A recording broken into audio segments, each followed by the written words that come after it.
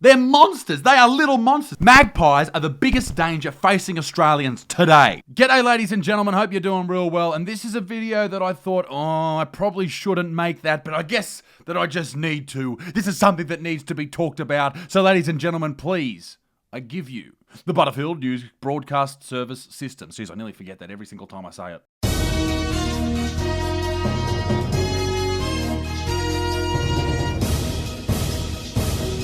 And ladies and gentlemen, can I just say, just a gentle reminder that the Butterfield Effect, my podcast that debuted last week, you guys loved it. The responses, the comments were absolutely amazing. Thank you so much. An amazing interview with a very interesting author, Bettina Arndt, last week. And this week, we've got the current UFC undisputed middleweight champion of the world, the Australian man himself, Robert Whittaker. We had a great chat and I can't wait for you guys to see it this week. It's going to be fantastic. But if you don't have time to watch the entire podcast, you can head to the Butterfield Effect clips, which is the best bits of every single podcast. We cut them together, we put them together, and you guys can enjoy that. Now, the link is down below. Go and subscribe. People are loving it already, and I hope you do as well. Before we get started on tonight's terrifying top story, we're going to talk about entertainment news. And Australian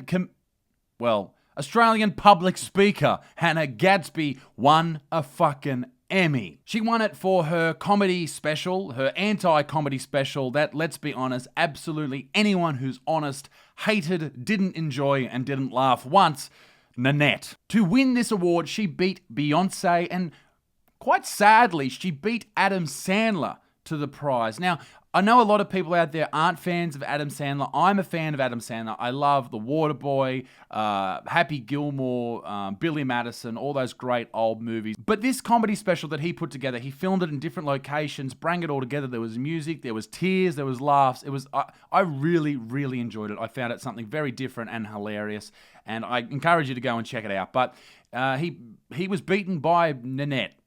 Fucking Nanette. And the Australian media absolutely loved it. Nanette, which has 100% critic rating on the website Rotten Tomatoes, which, can I just say, absolutely does not deserve it.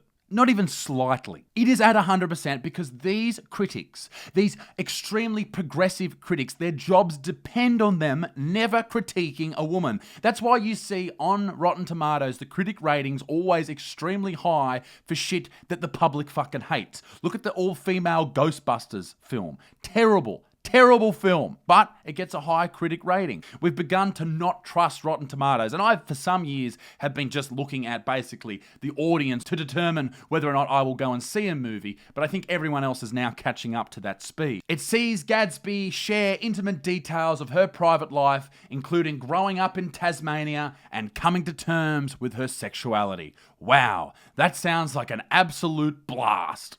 I couldn't get past the first 5 minutes of it. Fuck you. The worst part about all of this, and I've talked shit about Gadsby in the past, is that a lot of Australians, a lot of young Australian comedians are now seeing this as the way to move forward with a comedy career. Now, I've talked about it, as I said, a lot, and the death of comedy in Australia and where the industry is going. Australia has a lot of great comedians that you may not have heard of, but they are sporadically placed amongst that community. The community is full of these absolute fucking idiots that they just think their shit doesn't stink, even though they get up on stage and they don't get laughs, they get giggles. They get giggles from the other fuckwit comedians in the back, and that is it. They get off with a big smile like they've succeeded in something. Fuck you, all right? Don't get me wrong.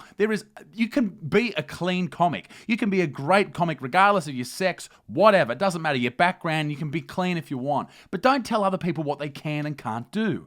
All right? You fucking idiot. These people think that you have to have a point to every joke. Every joke has to have a little bit of realism in it. You don't want your jokes to be too funny because that's too mainstream. Are you fucking serious? And for some reason in Australia, the only people who are allowed to be successful on TV, because you have to have these TV executives to pick you here in Australia, you have to be a minority. You can't be a white boy because there's too many white boys out there. That's fucked up. That's pretty racist, to be honest. You have to punch up You have to punch up. You have to punch against the patriarchy about everyone that's oppressed you your entire life, even though you went to fucking private school, you fucking tosser. And mainstream comedy is very much under attack. I know people say it isn't, but it is. We saw this with Saturday Night Live this week, firing one of their hosts after some allegedly racist things were said on a podcast that he did many, many moons earlier. Now, this guy, whose name is Shane Gillies, is no longer a part of Saturday Night Live, and you may see that as a horrible thing to happen to his career, but in reality, it's a great thing. He can now capitalize on top of this as long as he doesn't keep apologizing for it, because the shit he said wasn't that racist at all. Okay, what he did was he made an impression of a Chinese person, and, you know, that's a little bit mean, but he's a comedian. He can say whatever he wants. In fact, I've said worse than that this morning, okay? And I've just been at home with my dogs, all right? People are just fucked up, all right? It's okay. You're allowed to be a little bit racist. If it's an attempt of humor, you can be a little bit racist because there's no hate behind it. Racism is born out of hate. If you don't have hate in your heart when you're saying it, it's not fucking racist. But I wish him all the very best. Stop fucking apologising, Shane. Just run with it, for Christ's sake. But here we are, ladies and gentlemen. It's time for tonight's top story. And an Australian cyclist has been killed by a magpie. Springtime and swooping magpies go hand in many parts of Australia. Cyclists on this stretch of path in Wollongong's northern suburbs regularly run the gauntlet of a bird they say has been terrorising them for the past 3 years. Yeah, he's copped me a few times, and even last year as well. An elderly cyclist has died of a freak bike accident caused by a swooping magpie near an Illawarra beach. Witnesses report the 76-year-old man was riding a bike on an off-road path that runs along the length of Woonona Beach and Nicholson Park shortly after 8 a.m. on Sunday when he swerved off the path to avoid the magpie. Now, you may be thinking that I'm going to take the attitude of fuck cyclists and all that type of shit. And don't get me wrong, fuck cyclists. But I do have a heart. Someone has passed away here. It's horrible. And this dude, a 76-year-old that's getting out and exercising, that's fucking awesome. Unfortunately, he has encountered an accident and he is no longer with us. And to his family, I'm very sorry for your loss. That's a horrible thing to happen. And this video, this part of the video, this news report isn't about the gentleman in question.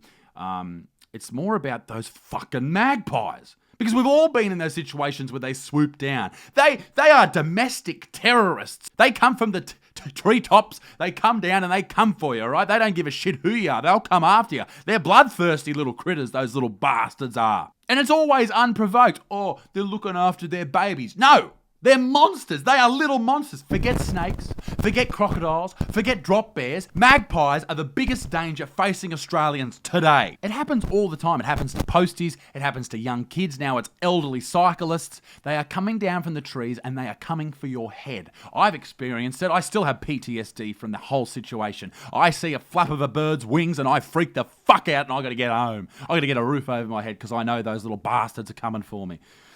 Tell you what, ladies and gentlemen, we need to do something drastic here because at the moment, the magpies are winning. It makes me sick. We need to declare war on these bastards. We need to send out little drones to take these little pricks on and take them out of the sky. Maybe we need to poison their drinking water. Sure, that will affect countless humans and we may all die from it, but you know what? There needs to be collateral damage here. In fact, ladies and gentlemen, my fellow Australians, this is a message to help.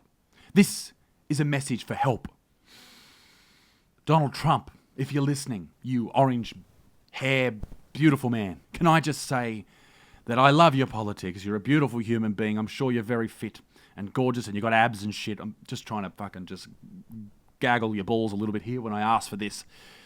Us Australians, we as a country, we need help. We need help from America. We need you to send your troops, your battleships, your pilots with your jets and your bombs. If you need to nuke Australia to take out the threat that is magpies, then ladies and gentlemen, I give you permission to do it. Because these murderous trolls, they're worse than Kim Jong-un. They scare even Hitler's bones. Genghis Khan would have stopped his trek across the top of the world if he knew these bastards were swooping down trying to take people on. Are we living in fear? Yes. But will we be silenced? Will we be stopped from walking out of our homes? Ladies and gentlemen, I say no. But I also say this. Magpies, fuck you to the moon. I hope you're having a lovely week, ladies and gentlemen. Be a good motherfucker. Peace in the Middle East. Me dick stinks. And Fuck you to the moon, Magpies, you pricks.